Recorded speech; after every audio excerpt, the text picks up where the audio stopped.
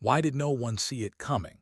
Why did the quiet woman in jeans, who kept to herself in the back row of the bleachers, move like someone who had spent her life surviving shadows? The gym smelled faintly of sweat and varnished wood, fluorescent lights humming overhead. Parents shuffled on the bleachers, waiting for the martial arts demonstration to begin. Children in crisp white uniforms lined the mats. None of them knew that this afternoon, their perception of an ordinary small-town mother would shatter. Sarah Mitchell sat alone, her posture upright yet unassuming. Weathered jeans, a navy cardigan, her gray-flecked hair tied back in a practical knot. She looked like any other tired parent squeezing time out of a workday. Yet even as she appeared to blend into the background, her eyes swept the room with quiet precision, exits, angles, sight lines. It was instinct, buried beneath years of trying to look normal. Her son shifted nervously on the mat, tugging at his white belt. He was 12, awkward, shoulders hunched as though carrying a weight he didn't understand. His eyes kept flicking toward her, then away, ashamed and proud in the same heartbeat. The instructor entered with theatrical flair. Parents clapped. He bowed deeply, smiling with the practiced ease of a man who thrived on admiration. His black belt gleamed beneath the harsh lights. His reputation had followed him here. National championships, celebrity clients. Classmates looked at him as if he were untouchable. Discipline's voice rang out. Self-defense, confidence, that's what we build here. The children shouted their movements, their voices echoing off the gym walls. Was softer, hesitant. His strikes precise but restrained. Corrected him sharply, telling him to be louder, fiercer. Shoulders sank, his glance darted to Sarah, but her expression was unreadable, only the faintest warmth flickering in her eyes when they met his. Then came the moment. Scanned the bleachers, his grin wide. Do we have any parents with martial arts or military experience? Before Sarah could lower her gaze, another mother's hand shot up. She was in the military. Heads turned. Children whispered, froze, blood draining from his face. He knew what came next: embarrassment. His mom dragged into something she resist. She always avoided attention. His eyes gleamed. Perfect. Would you help us with a demonstration? I'd rather not, Sarah replied softly, but her refusal only fed his performance. It's just to show the children how real-world attackers move. Nothing too physical. Wouldn't you agree that's important? The room buzzed, shrank. His classmates whispered, That's Mom. My dad says she just did paperwork. She doesn't look like she could fight. Sarah looked at her son. She saw the humiliation tightening his posture, the shame of being singled out. Slowly, deliberately, she stood. Her walk was measured, every step efficient. Something in her body shifted, almost imperceptibly, like a soldier slipping back into formation. Phones lifted to record. Parents leaned forward, wished the ground would swallow him. Produced a rubber practice knife. His smile held a trace of mockery. Don't worry, he said loudly. I'll be gentle. Sarah stood in silence, hands loose at her sides, feet evenly spaced. No expression, no hint of nerves. The lunge came fast, too fast for a staged demo. He wanted to prove her untrained, to humiliate her in front of her son. But she moved. No wasted motion, no theatrics. Her right hand found his wrist at the exact tendon, redirecting his weight. The knife clattered across the floor. His body hit the mat face first. His arm locked behind his back before anyone understood what had happened. Gasps, silence. The gym froze. Parents lowered their phones in stunned disbelief. Sarah's expression remained unchanged. Calm, almost bored. She released him, straightened her cardigan, and stepped back as if nothing unusual had occurred. From the bleachers, an older man rose slowly. His bearing was military, the way his spine straightened, the way his eyes fixed on her. He whispered something under his breath. Phoenix Division. His face paled. His voice broke the silence. Mom. Struggled to his feet, his bravado fractured. The older man approached the mat, stopping at a respectful distance. His voice carried quiet reverence. "Commander Mitchell, Baghdad 2007. Sarah's eyes flickered, the briefest acknowledgement. She returned his salute with perfect precision. The gym fell into a stunned hush. Whispers rippled, "Commander, Baghdad." Children stared wide-eyed. Parents fumbled with their phones, trying to capture what their eyes barely believed. The retired officer turned to the room. "You just attempted to demonstrate combat techniques to one of the most decorated special operatives in NSA history." The words landed like thunder. Murmurs grew. Stared at his mother, his entire understanding of her unraveling in real time. Flushed with shame, bowing low. "Commander Mitchell, I didn't know. Would you consider showing the students something real?" Sarah hesitated. She glanced at. His embarrassment had shifted into something else now, awe. For the first time he looked at her with a kind of wonder. She nodded once, just one. The demonstration was stripped of performance. No shouting, no flourishes. She showed them how leverage and timing defeated strength, how precision overcame force. Her voice was steady, her movements fluid. Every child leaned forward. Every parent listened as though hearing truth for the first time. When she finished, bowed again, this time with genuine respect. The students followed. "Thank you, Commander Mitchell, it's been an honor." As the crowd dispersed, walked beside her in silence, questions crowding his mind. At the car, he finally spoke. "Why didn't you ever tell me?" Sarah rested her hand on his shoulder. Her voice was low, steady. "Because I wanted you to know me as your mother first, not for what I used to do." "But you're a hero," he whispered. Her gaze softened. "The real heroes are the ones who never came home." They drove away as the autumn sun fell behind the school. Behind them, the retired officer pulled out a phone, his expression grave. "Hamilton, it's Hayes. You won't believe who I just saw. Yes, Mitchell. She's been here all along." The quiet life Sarah had built was ending. And neither she nor yet knew. The shadows of Baghdad were already moving toward them. Why didn't she flinch when the blade came at her? Why did his mother, the woman he thought filed taxes and folded laundry, move like someone who had lived her entire life on the edge of danger? Couldn't stop replaying it. The image of her standing on the mat, calm as stone, while the instructor fell to the ground. Phones had caught it, sure, but didn't need video. He had seen it with his own eyes, and now he couldn't unsee it. At home that evening, everything looked the same. The small two-bedroom house on Maple Street, the faint smell of lasagna baking in the oven, his mother chopping vegetables at the counter, her hands steady, precise, the same hands that had just disarmed a trained martial artist in seconds. Sat at the kitchen table watching her. "Why didn't you ever tell me?" The question had been building since they'd left the gym. Sarah didn't look up from the cutting board. "Tell you what?" "That you were that, a commander, some kind of operative." Her knife paused mid-slice. "Because I wanted to be your mother, not a story, not a title." "But everyone saw," pressed. "They said you saved lives. They called you Commander Mitchell." She finally looked at him. Her eyes softened, but her tone stayed level. "The people worth remembering are the ones who never came home. I just did my job."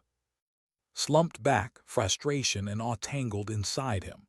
For years, kids at school had bragged about their parents, firefighters, doctors, soldiers.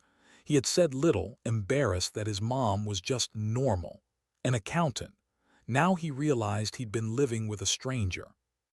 After dinner, she moved through her usual routine. Dishes washed, counters wiped. Everything ordinary, but couldn't stop noticing the details he had ignored before. How she always faced the doorway while she worked. How every window lock gleamed like it had been tested 100 times. How her gaze flicked toward the street whenever headlights passed. That night lay awake. The house creaked. The quiet seemed heavier than usual. He rolled out of bed, restless, and fiddled with a model rocket on his desk. When it slipped and rolled under the baseboard, he bent down and noticed it. A seam, too perfect, too straight. He pressed gently. The The wood gave way. A section of the wall swung inward. Hidden behind it was a metal lockbox. Heart racing lifted it out. No keyhole, no dial, just a small indentation, smooth, deliberate, a scanner. He pressed his thumb against it, nothing. Of course, it would recognize only her. He shoved it back into place just as footsteps creaked in the hallway. His door opened. Sarah stood in the frame, eyes shadowed. "You should be asleep." "I couldn't," admitted. She studied him, unreadable, then simply said, "It takes time to process." She closed the door again, but couldn't shake what he had seen. What else was hidden behind their walls? By Monday morning, the video from the gym had spread. Students whispered as walked through the halls. "That's him. Did you see what his mom did?" All where there had once been indifference. At lunch, Jake, captain of the wrestling team, dropped his tray beside. "So, is it true? Your mom was like a female James Bond." Picked at his food. "She was in something called Phoenix Division. That's all I know." "But women weren't in combat back then," Jake said. "Maybe officially," replied. "But apparently there are programs nobody talks about." Jake whistled low. "Man, and you didn't know all these years?" Shook his head. Not a clue. The admission stung. His mother had been living a double life, not just from the world, from him. When he walked home that afternoon, the house looked different. Same hedges, same porch with the creaky second step, but now everything seemed purposeful. The reinforced door frame, the small black fixtures that weren't just decorative cameras disguised. Inside, Sarah sat at the table, laptop open. She looked up. "How was school?" "Weird," said flatly. "Everyone's talking about you." She closed the laptop. "I imagine they are. Why didn't you ever tell me?" "Sit down." "I've been sitting all day, just answer me." His voice cracked. She sighed. "Yes, I was a commander. I served in Phoenix Division, a specialized unit after 9/11. We operated in shadows, hostage rescues, intelligence gathering, sometimes combat." The word hung heavy in the air. "You killed people," whispered. Her face didn't change, but her eyes darkened. "That's not something I discuss. Not with anyone, not even with you." "Then why keep it secret from me?" Her voice softened. "Because I wanted you to grow up with a mother, not a soldier. I wanted you safe." Clenched his fists. "So my whole life's been a lie." "Not a lie, a boundary for your protection." Before he could respond, the doorbell rang. Sarah's posture changed instantly, shoulders squared, eyes sharp. She moved to the window at an angle, careful not to be seen. "It's Colonel Hayes," she said quietly. "The man from the gym." When she opened the door, he stood tall, civilian clothes, doing nothing to disguise the military bearing. "Commander Mitchell, apologies for the intrusion, but there's something we need to discuss." Inside, he shook his hand firmly. "Your mother is one of the finest soldiers I've ever known." Shifted awkwardly. Hayes looked at Sarah. "Your cover is compromised. That video's everywhere. Over 1 million views. Facial recognition software will do the rest. Certain parties will know where to find you." Stomach clenched. "What parties?" Hayes's voice was careful. "Enemies. People with long memories and short mercy. Your mother made powerful enemies in her time." Sarah's jaw tightened. "I've kept us safe for 12 years. New names, new towns, always vigilant." "Digital exposure changes everything," Hayes countered. "Director Hamilton thinks it's time to consider Redwood Protocol." The color drained from Sarah's face. "What's Redwood Protocol?" asked.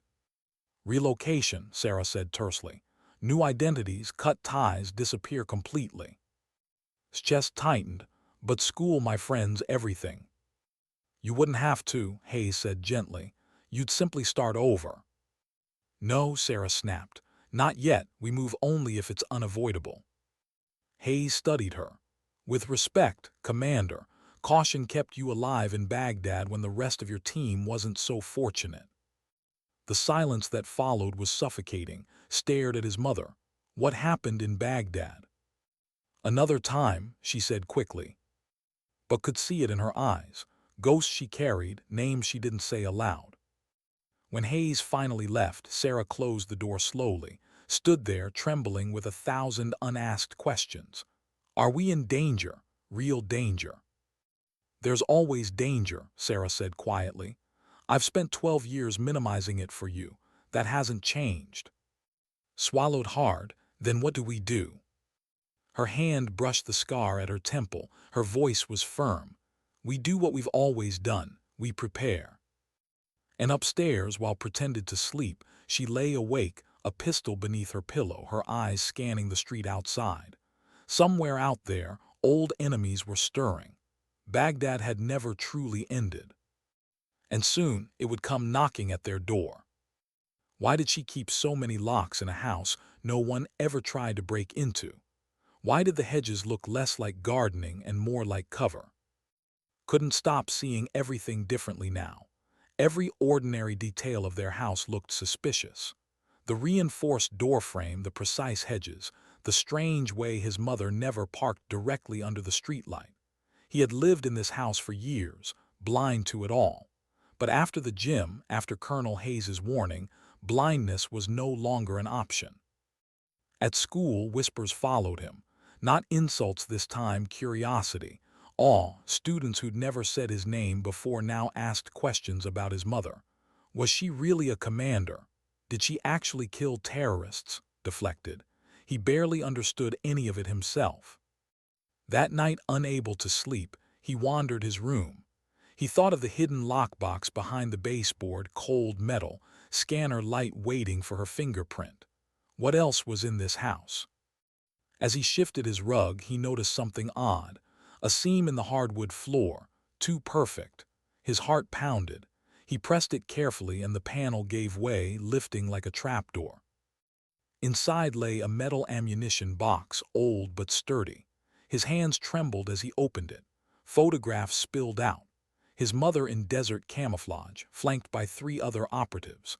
Another receiving a medal from a man in a suit.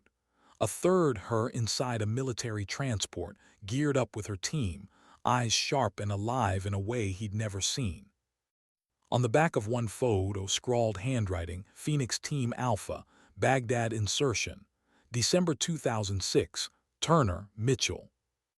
Names, faces, people he had never heard of, people who hadn't come home. The floor creaked behind him. He froze, shoving the photos back into the box. He dropped the panel into place just as the door opened. Sarah stood there, framed in the dim light of the hallway, her face unreadable. You should be asleep. I couldn't, his voice cracked. Her eyes lingered on the rug. Did she know? Had she heard? But she said nothing. It takes time, she whispered. Then she closed the door. Sat on his bed, heart hammering. She knew he was prying, but she had let him for now. The next day, the video from the gym spread further. 2 million views, clips on news blogs, trending hashtags. Commander Mitchell, Phoenix Division, his mother's face over and over. By Wednesday, the whispers at school became stares. Teachers watched him with new caution. Jake sat beside him at lunch again. Dude, your mom's trending, like everywhere. They're calling her the real Black Widow. Forced a shrug. Inside, his stomach twisted. Because if she was trending, then the people Colonel Hayes had warned about could see her too. That night, the house felt heavier. Sarah moved through her routines, dinner, dishes, locking each window with mechanical precision, lingered at the table. Were you really in combat? Yes, she said softly. Did you kill people? Her knife stilled over the cutting board. Her eyes flicked to him, steady but haunted. That's not something I'll discuss, not even with you. Why not? His voice cracked. I'm your son, don't I deserve the truth? You deserve safety, she said. Her voice was low but firm. That was my only mission after Baghdad, to keep you safe. The weight of her words pressed down on him. He wanted to argue, but deep down, part of him believed her. When he finally went upstairs, Sarah lingered by the window. The night was quiet, but her instincts were not. She scanned the street, her gaze lingering on a dark sedan parked half a block away. Lights off, windows tinted too dark. Her fingers brushed the scar at her temple. Not yet, she thought, but soon. Inside the car, a man lifted night vision binoculars. He watched the upstairs windows until the lights went out. Then he lowered the lenses and picked up his phone. Confirmed, Mitchell and the boy, surveillance only until further orders. The voice on the other end was calm, precise. She's the last survivor of Phoenix Division, and she knows where the Baghdad files are. The call ended. The sedan rolled away, headlights still dark. The quiet Nebraska street fell silent again. But Sarah didn't sleep. She never had, not fully, not since Baghdad. A pistol lay beneath her pillow, her hand resting on it like an old habit. Whispers stirred in her memory, names she hadn't spoken in years. Turner. All gone, all except her. And now, after 12 years of silence, the hunters were circling again. Restless, wandered back into his room, pulling out his phone. The video of his mother was everywhere. He scrolled through comments, admiration, disbelief, conspiracy theories, and then one that made his breath catch. Phoenix Division survivor confirmed, only one left. How did they know? He scrolled faster, searching, piecing together fragments. Baghdad, 2007, classified operations. Someone was digging just like he was, but these weren't curious classmates or gossiping neighbors. These were people who spoke like insiders. He shut the phone off, chest tight. The house groaned. He jumped, every shadow sharper now, every sound heavier. He glanced toward his mother's room, a faint light under the door. She was awake too, always awake. Somewhere outside in the dark Nebraska night, a sedan pulled to a stop once more. Its engine clicked as it cooled. The driver waited, silent, watching the house. And Sarah Mitchell, commander, operative, survivor, stood at her bedroom window, watching too. She whispered the names of her lost team into the silence. Turner, I kept my promise, I kept it safe, I will keep him safe, whatever it takes. The night held its breath. For 12 years she had run, but perhaps it was time to stop. Perhaps it was time to fight. Why was the sedan back again? Why did its engine idle so long in a neighborhood where no one lingered? Spotted it first on his walk home from school. Dark gray, tinted windows, out-of-state plates. The driver's face bent toward a phone that never seemed to light up. His pulse quickened. He remembered his mother's instructions. Observe, don't react. He didn't change his pace, didn't stare.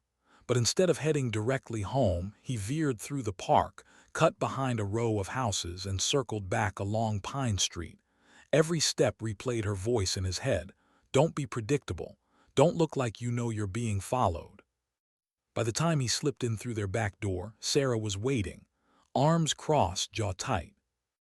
You saw it, she said. It wasn't a question.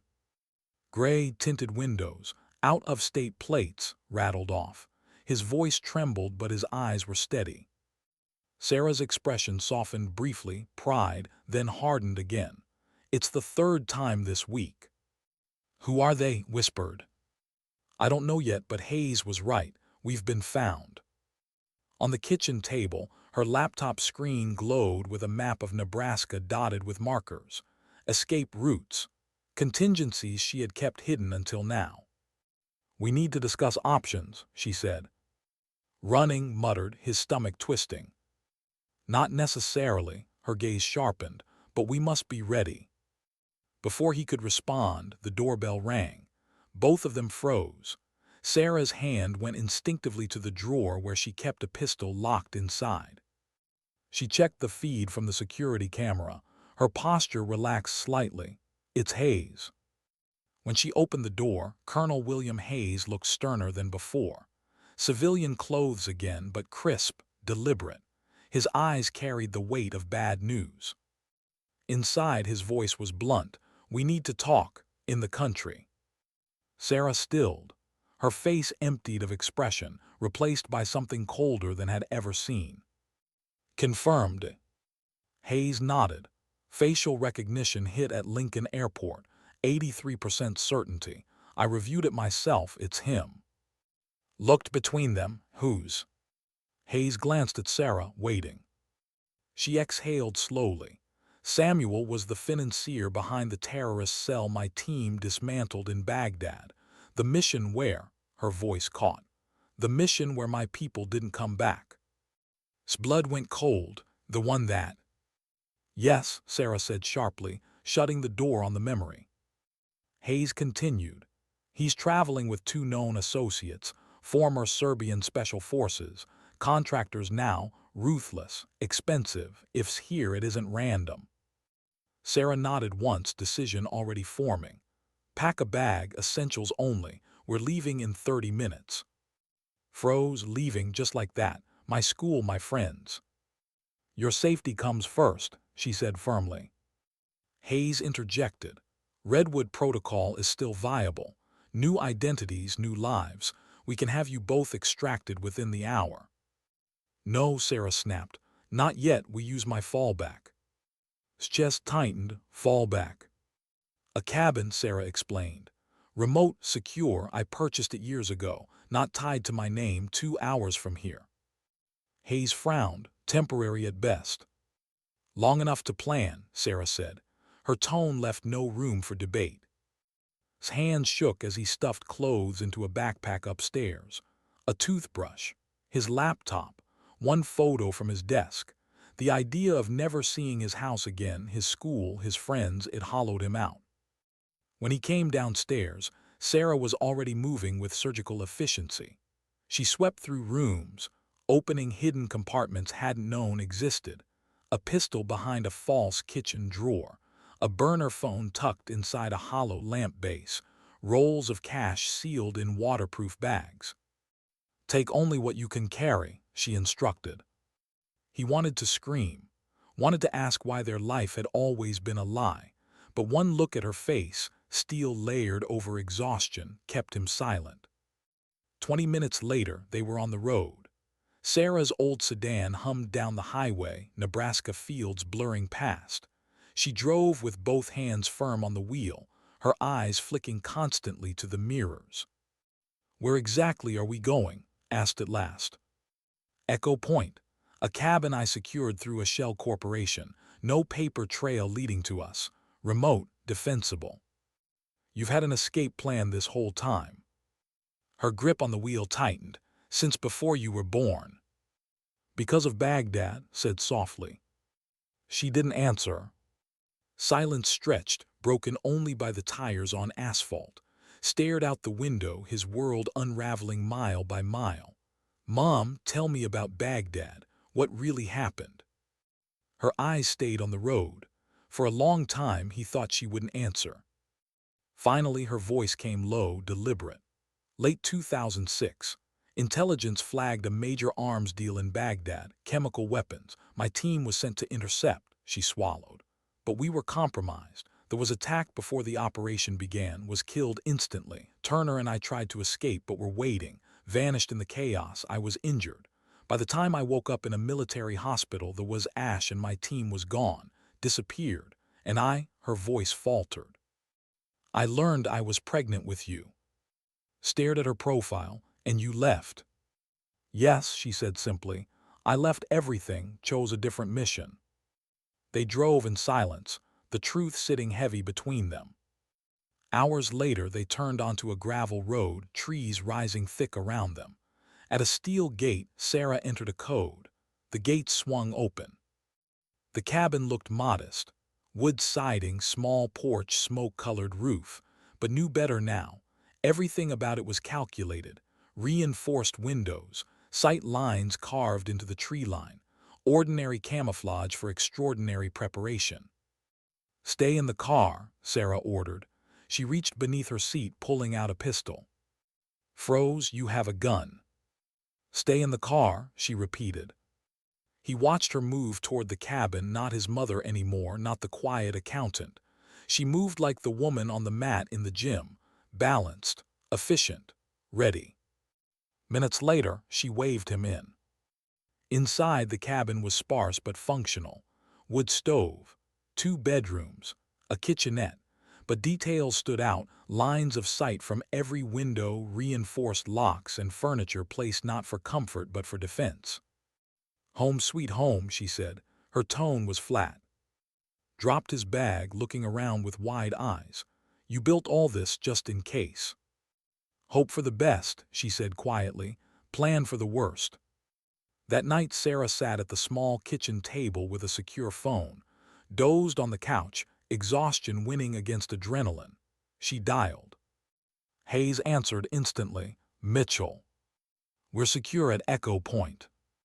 "Good, but's gone dark. Switch to cash. He's moving, but we don't know where. He has 2 associates with him and former Serbian military. Very good, very dangerous." Sarah's jaw tightened. "They'll come here." "That's our assessment." Hayes's voice lowered. "Redwood remains the safest option. Extraction within an hour if you give the word." Sarah's gaze flicked to the couch, to sleeping form. For a long moment her silence was heavy. Then, "Not yet." She ended the call and moved to the window. The forest was still, the cabin silent, but inside her the past roared. For 12 years she had run, changed names, changed towns, hid everything even from her son. But had found her. The quiet life was over. And in the stillness of the cabin, Sarah Mitchell made a choice she hadn't made since Baghdad. Not just to survive. To fight. Why did she suddenly move with such urgency, checking every lock, every window, every blind spot, as if war had already arrived at their doorstep? Sat at the cabin's small table watching his mother transform the space. She moved like a soldier on deployment, every action fast, deliberate. Furniture shifted to block sight lines. Heavy curtains pinned shut. Weapons laid out with the precision of ritual: pistol, rifle, 2 knives, spare ammunition. "Take this," she said, sliding a small flashlight toward him. He frowned. "A flashlight?" "Not just a flashlight." She unscrewed the base. Inside, coiled neatly, was a length of steel wire. She pulled it free, held it taut between her hands. Improvised restraint, or garrote if necessary, tools hide in plain sight. Swallowed hard. "Why are you showing me this?" "Because ignorance is a liability," she replied. Her tone softened, but only slightly. "If they come here, I need you to have a chance." He stared at the wire in his hands, his chest tightening. "I don't want a chance to fight. I just want a normal life." Her gaze lingered on him, sadness flickering beneath her steel. "So did I." She guided him through the cabin. Every corner had a plan. A small trapdoor beneath the rug, emergency exit tunnel dug years ago. A panel behind the stove, hidden radio, still functional. A water tank buried outside. "You built all this," whispered. "For you," Sarah said. "Everything I've done for 12 years has been for you." "But why teach me now?" His voice cracked. "Why not keep me out of it?" Her silence was heavy. Then she said, "Because now it's too late." That night couldn't sleep. He lay awake in the spare bedroom, staring at the ceiling. Every sound in the woods pressed against him. Crickets, wind, the distant crack of a branch. He imagined eyes in the trees, watching. Names that felt like shadows. He drifted downstairs, finding Sarah at the table again. Papers spread out, a dim lantern casting shadows across her face. "What are you looking at?" he asked quietly. She didn't answer right away. Finally, she turned the page toward him, a faded mission report, Baghdad 2007. He scanned the page, classified headers, redacted lines. Then his eyes froze on the words written in black ink at the bottom. Turner presumed KIA, body not recovered. His breath caught. "Turner, one of your team." "Yes," Sarah said softly. "We were overrun. I thought he was gone." "But if the body wasn't recovered?" Her eyes flicked to him. "It means uncertainty, and in this world uncertainty can be dangerous." Frowned. "Dangerous? He was your teammate." Her jaw tightened. "Teammates die, and sometimes they change sides." The weight of her words sank deep. imagined a man surviving in the shadows, broken, bitter, alive. As if on cue, the radio behind the stove crackled. Both of them froze. Sarah lunged, pulling it out, adjusting the dial. A burst of static, then a voice. Male. Low, distorted. Mitchell, if you're hearing this, you need to know, isn't working alone. Her blood ran cold. Who is this? She demanded. Static, then again. They called me dead, but I'm not, Turner. His eyes widened. Sarah's hand gripped the receiver, knuckles white. Prove it. Silence, then, Baghdad on Al Street was hit first. You carried out until your leg gave. You swore we'd all make it. You swore. The radio cut to static. Sarah's chest rose and fell in sharp, shallow breaths. Whispered, it's him, he's alive. Her eyes narrowed, or someone who knows too much. She replaced the radio, turning sharply. We can't trust it. But Mom pressed, what if it really is Turner? He could help us. Her voice cracked like a whip, or he could lead them straight here. Recoiled, hurt flickering in his eyes. Do you even want him to be alive? Sarah turned away, staring out the dark window. Her reflection stared back at her, hollowed by years of ghosts. One has nothing to do with it. Survival does. The next morning, Sarah took outside. The forest air was crisp, carrying the faint scent of pine and earth. She handed him a small rifle, its weight shocking in his hands. I don't want this, he muttered. You don't have to want it, she said. You just have to learn. She taught him how to load, how to clear a jam, how to control his breath before squeezing the trigger. Hands trembled with every shot. The recoil bruised his shoulder, but he hit the target once, then again. That's enough, Sarah said finally. She took the rifle back, her face unreadable. Stared at her. Is this what you wanted for me, to turn into you? Her jaw clenched. I wanted you alive. They walked back to the cabin in silence, the distance between them heavier than the rifle had been. That night dreamed of Baghdad, though he had never been there. Flames, shouting, his mother dragging a wounded man through smoke, and always the shadow of another figure, face hidden, whispering his name. Turner. He woke with a jolt, sweat on his forehead. From the next room, faint light leaked under Sarah's door. She hadn't slept. She never did.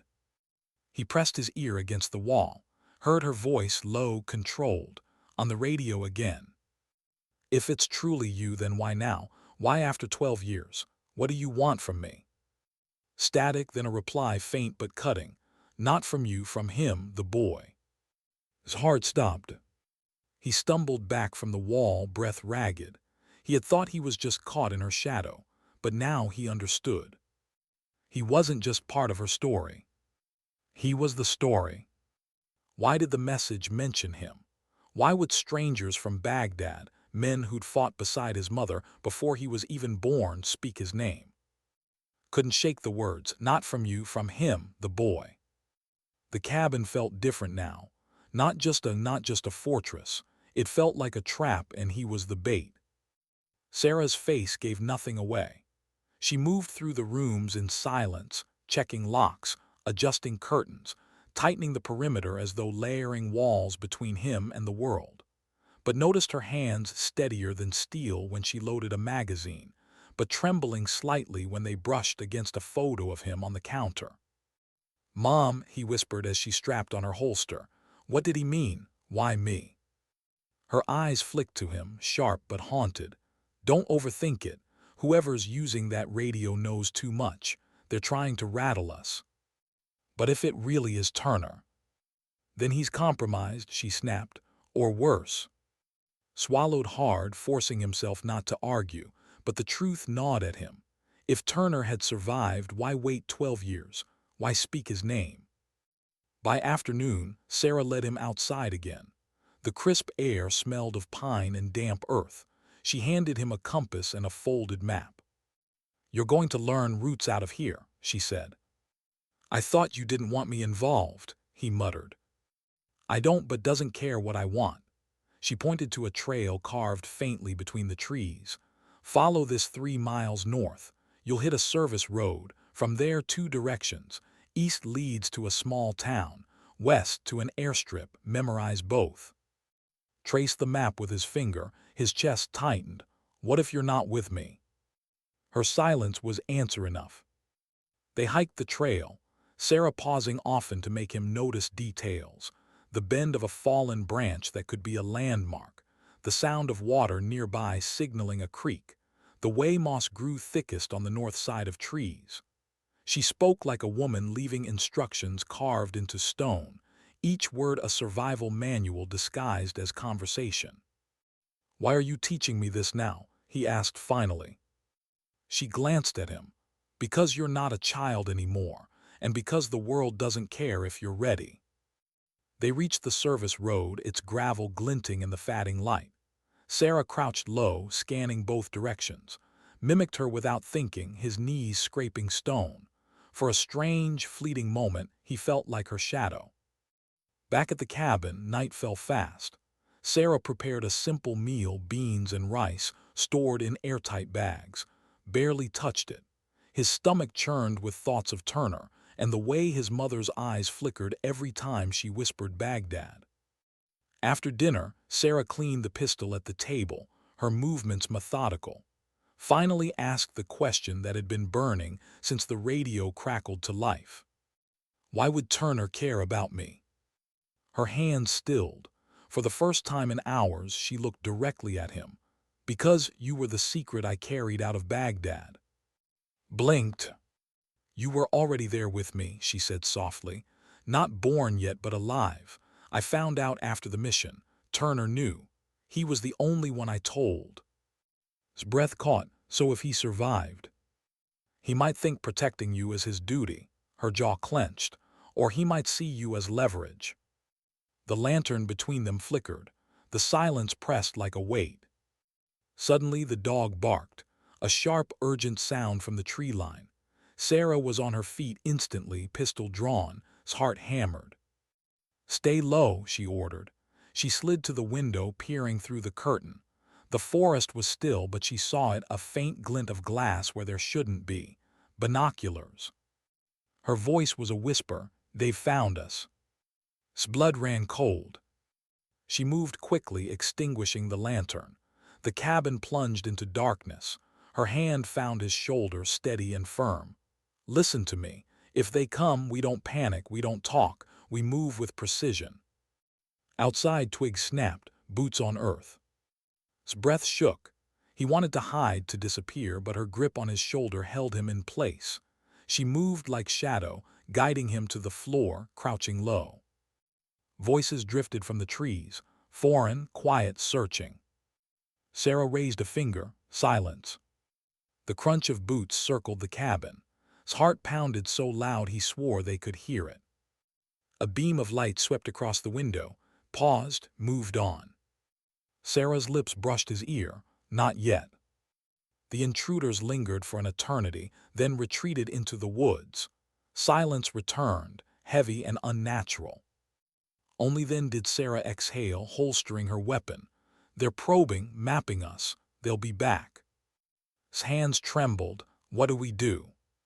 Her eyes hardened. "We prepare." The next morning she fortified the cabin further. Reinforced doors with metal bars hidden beneath floorboards. Extra ammunition stacked neatly. Traps laid at choke points outside, wires strung between trees, small alarms crafted from tin cans and pebbles. Helped silently, his body moving but his mind reeling. He wasn't just her son anymore. He was her second set of hands, her apprentice in survival. That night, as wind howled through the trees, the radio crackled again. Jumped. Sarah froze. "Mitchell, they're closing in. You can't do this alone." The voice, Turner. Sarah's grip tightened on the receiver. "If you're truly alive, prove it. Tell me something no one else could know." Static then. "That night in the hospital, you asked the nurse for water, but you didn't drink it. You poured it on your hands. You said they'd never come clean." Her chest constricted. The memory was hers alone. His eyes widened. "It's him." But Sarah's expression twisted, grief, anger, disbelief. Or it's someone who's been watching me for 12 years. The radio cut. Silence swallowed the room. His voice broke it. So do we trust him? Her gaze locked on his, fierce and unwavering. No, we trust no one. She turned off the radio and set it aside, but deep inside her hands trembled. Because whether Turner was alive or not, the past was no longer behind her. It was here, and it wanted her son. Why was the forest so silent? Why did the usual chorus of crickets and owls vanish, leaving only the sound of their own breathing? Felt it first. The stillness pressed against his skin like a warning. His mother noticed too. She froze mid-step, hand hovering over the pistol at her hip. "They're here," she whispered. The words sank into him like ice. The cabin lights were out, curtains drawn, weapons laid within reach. They had prepared for this moment, but preparation didn't slow his racing heart. He crouched low by the window, trying to control his breath. Sarah peered through a sliver of curtain. A shadow moved among the trees, then another, shapes slipping between branches with military precision. 3 at least, maybe more. "Remember what I told you," she murmured. "Don't panic, don't move until I say." A crack split the night, the pop of suppressed gunfire. Glass shattered in the kitchen, flinched, covering his head. Sarah moved like lightning. She dragged him down, away from the window, her body shielding his. "Stay behind me." Bullets thudded into the cabin's reinforced walls. Plaster dust rained from the ceiling. The dog barked furiously, straining at the door. Sarah returned fire, 2 controlled shots through the kitchen window. A grunt answered in the darkness. Silence followed. "They're probing," she said through clenched teeth, "testing our defenses." His throat tightened. "How long can we hold them off?" "As long as it takes." Minutes dragged like hours. The forest creaked with shifting weight. Then, without warning, a voice boomed through the night. "Commander Mitchell, you've been hard to find." Sarah stiffened, stomach twisted. The voice was calm, confident. As she whispered, the voice continued. "We don't want the boy hurt. Surrender him and this ends clean. Resist and your walls become your grave." His blood froze. They weren't here for her. They were here for him. Sarah shouted back, her voice like steel. "You'll never touch him." Laughed. The sound was cold, echoing among the trees. "Always the protector, always the martyr. But tell me, Mitchell, does he know what you carried out of Baghdad? Does he know why he matters?" His heart hammered. He looked at his mother. "What does he mean?" "Not now," she snapped. But the silence between them answered louder than words. Movement outside. Then a crash, smoke canisters hurled through shattered glass. Thick white clouds filled the cabin, choking, blinding. "Gas masks," Sarah barked, yanking a drawer open. She strapped one over his face, tugged her own into place. Through the haze, shadows burst inside. Men in black, rifles raised. Sarah fired first. 2 men dropped, gas hissing around them. His vision swirled, his lungs burning despite the mask. A third figure lunged at him. Instinct took over. He swung the flashlight, the one with steel wire hidden inside, slamming it into the man's temple. The intruder crumpled. Froze, chest heaving. He had done it. He had fought back. Sarah's hand gripped his arm, steadying him. "Stay with me." They retreated toward the trapdoor beneath the rug. Sarah ripped it open, shoving inside first. The narrow tunnel yawned dark beneath them. "Go," she ordered.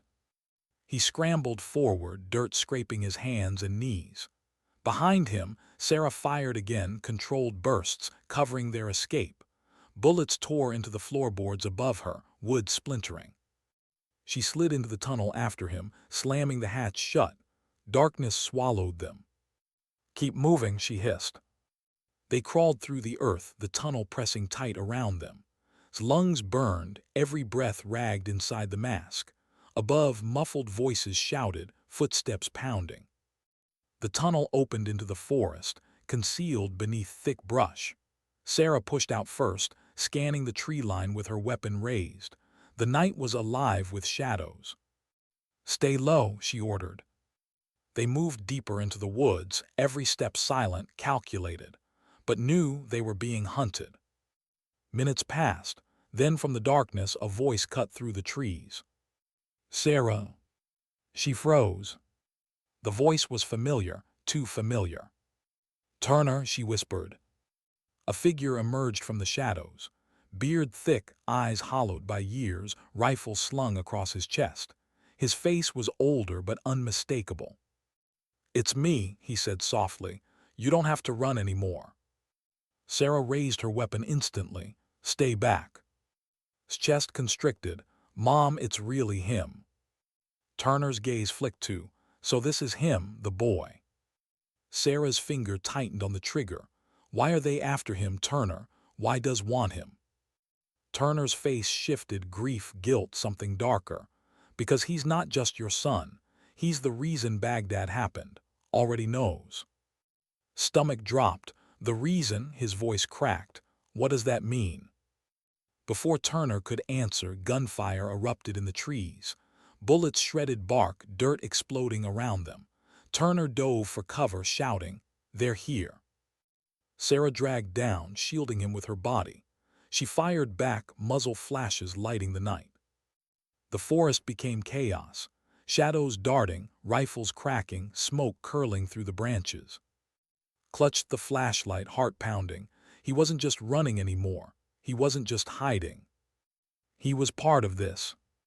And whether he wanted it or not, the truth about Baghdad and himself was about to be revealed. Why did want him? Why had Turner's voice carried that terrible weight when he said was the reason Baghdad had happened? Gunfire ripped the night apart, but those questions thundered louder inside his chest. Sarah crouched low behind a fallen tree, firing in controlled bursts. Turner was opposite them, pinned down by shadows moving with ruthless precision. His men were disciplined, no wasted shots, no panic, only steady pressure. His breath came in ragged bursts. He clutched the flashlight, the steel wire coiled inside pressing against his palm. The thought struck him with brutal clarity. "I'm not just a witness anymore. I'm the reason this is happening." A voice cut through the gunfire, calm, certain, close. "Mitchell."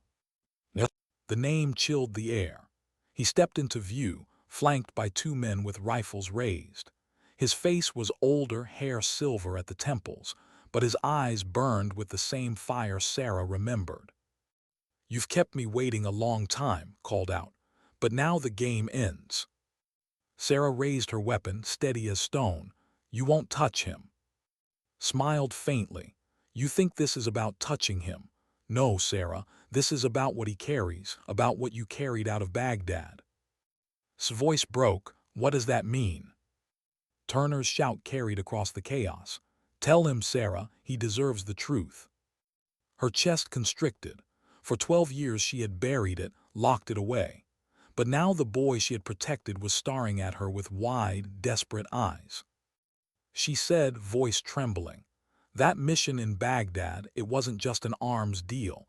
It was research, was funding a program, genetic, experimental. We didn't know until it was too late." Shook his head, not understanding. "I was exposed," she whispered.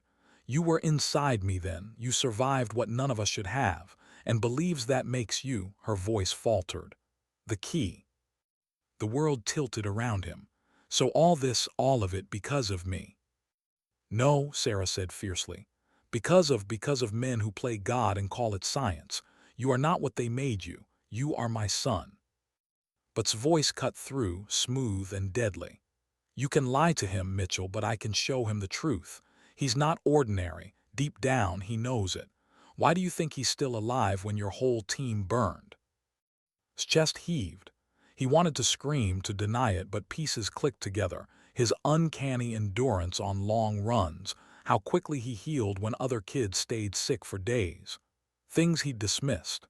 Things that now felt like proof. Sarah's weapon didn't waver. "You'll never have him." Gestured, his men advanced. The forest erupted again in fire and smoke. Turner moved fast, flanking, cutting two men down with clean shots. Sarah shifted, drawing fire away from. Bullets shredded bark inches from his face. Adrenaline surged through him. He remembered her lessons: breath, focus, timing. He swung the flashlight hard into the knee of a man who lunged too close, dropping him. The wire snapped free. For the first time, didn't freeze, he fought. Turner's voice rang out, "Get to cover," but stayed low beside his mother, refusing to leave. "I'm not running." Sarah's eyes flashed with both terror and pride. "Then listen to me. Every move matters. No hesitation." The firefight dragged on, shadows moving in and out, gunfire echoing off the trees. Sarah was precise, relentless, but she was outnumbered, and knew it. Then came the worst sound, the click of an empty magazine. Sarah dropped behind cover, reloading. Too slow. Advanced, his pistol raised, his men closing in. Turner shouted, drawing fire, but a bullet caught his shoulder. He staggered, blood darkening his sleeve. Aimed directly at Sarah, end of the line. His body moved before his mind. He lunged, tackling his arm just as the gun fired. The shot tore into the ground beside them. Snarled, slamming him back, but fought, teeth clenched, flashlight gripped like a weapon. Sarah surged forward, tackling to the ground. They struggled in the dirt, years of hatred spilling into every strike. He was strong, but she was sharper, every movement honed by survival. Scrambled to his knees, heart pounding. He saw his pistol glint in the moonlight just out of reach. His hand darted toward it. But Turner's voice stopped him. "Don't." He froze, chest heaving. The weight of the moment crushed him. Was he supposed to kill? Was this who he was? Sarah's voice cut through, fierce and unyielding. "You are not them." The words struck deeper than the gunfire. His hand hovered, shaking, then drew back. He dropped the weapon. Sarah seized the moment, twisting. With brutal precision, she disarmed, slammed him to the ground, and pressed the barrel of his own pistol against his chest. His eyes burned with defiance. "If you kill me, others will come. He'll never be free." Her voice was quiet, steady. "He already is." The shot echoed through the trees, went still. Silence followed. Only the wind moved. Sarah lowered the pistol, her hands trembling. Stared, breath ragged. Turner leaned against a tree, clutching his wound, his eyes heavy with guilt. "You bought time," he rasped. "But this doesn't end here," was just one head of the snake. Sarah looked at him, her voice sharp. "And you, after 12 years, whose side are you on?" Turner met her gaze, pain etched deep. The boy, always the boy. His eyes flicked between them, his world forever changed. The dawn crept through the trees, pale light washing over the. Sarah stood, helping to his feet. His hands shook, but her grip was steady. "Mom," he whispered, tears cutting through the dirt on his face. "I don't know who I am anymore." Her hand cupped his cheek, her voice soft. "You're my son, that's all that matters." They walked together through the silent forest, the weight of the night heavy on their shoulders. Behind them the cabin still stood, but unbroken. Ahead, uncertainty stretched like the horizon. But for the first time, understood something his mother had lived by all along. Sometimes survival wasn't about being stronger, or faster, or chosen. Sometimes survival was simply about refusing to break. And sometimes dignity doesn't speak. It simply acts.